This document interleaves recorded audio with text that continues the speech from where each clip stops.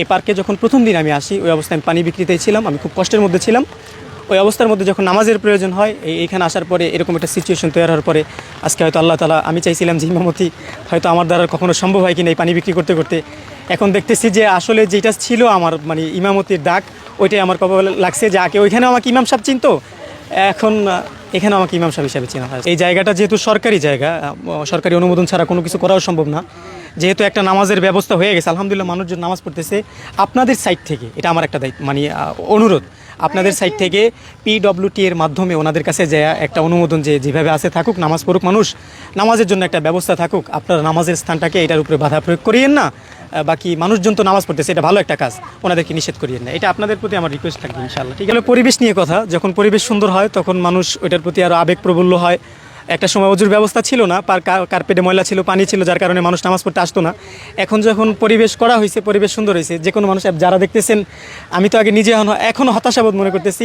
একটা সময় আমি সেজদা দিতে আমার সংকোচ হইতো, এখন যারা সেজদা দিতেছে আলহামদুলিল্লাহ, ওনারা চাইলে বড় পাশে এসিওয়ালা মসজিদ ছিল, বড় বড় মসজিদ ছিল, সেন্ট্রাল মসজিদ ছিল, ওইগুলোতে নামাজ পড়তে পারতো। জানি না আল্লাহর কি হুকুম, এই খোলা ময়দানে খোলা জমিনের মধ্যে ওনারা সেজদা দিছে, এটা সবচেয়ে বড় কৃতিত্ব, ক্রেডিট আল্লাহ তাআলার জন্য।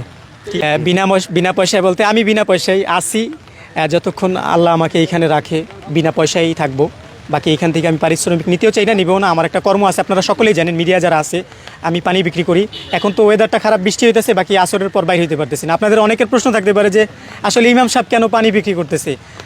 ভাই, প্রাথমিক পর্যায়ে এখন তো আপনাকে আমরা সকলেই, আমাকে সকলে ইমাম সাহেব হিসাবে চিনতেছেন। এই পার্কে যখন প্রথম দিন আমি আসি ওই অবস্থায় আমি পানি বিক্রিতেই ছিলাম, আমি খুব কষ্টের মধ্যে ছিলাম।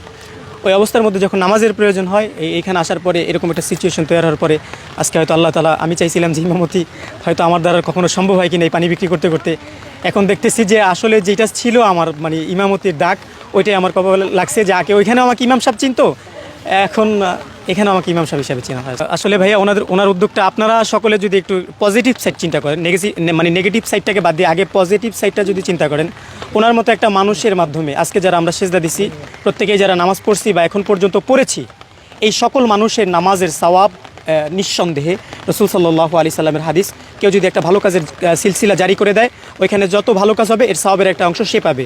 তো ব্যক্তি হিসাবে সে যেই হোক, যেমনই হোক, এই যে আমরা যারা নামাজ পড়লাম, অবশ্যই ডেফিনেটলি এটার একটা সওয়াব অংশ রাজীব স্যার আমল নামায় আছে ইনশাআল্লাহ। আপনারা কি চান এখানে পাকা বিল্ডিং উঠুক, না এভাবেই থেকে নামাজের ব্যবস্থা করা? এটা আমি বা ব্যক্তিগত প্রশ্ন, এটা আসলে আমি মনে করি নিজের জন্য টাফ ব্যাপার, বাকি দেশ এবং দেশের জনগণ এবং যারা আছে এই জায়গার প্রতি ভালোবাসা, যারা নামাজপ্রেমী মানুষ আছে, ওনারা যদি চায় নামাজের ব্যবস্থার জন্য, আমি মনে করি যে ওনাদের পক্ষে আছে। আর যদি দেশের জনগণ এবং যারা নামাজপ্রেমী আছে ওনারা যদি না চায়, ব্যক্তিগতভাবে এটা কারো জোর জবরদস্তি করে এটা করারও প্রয়োজন বোধ আমি মনে করি না ইনশাআল্লাহ আমার সাইড থেকে।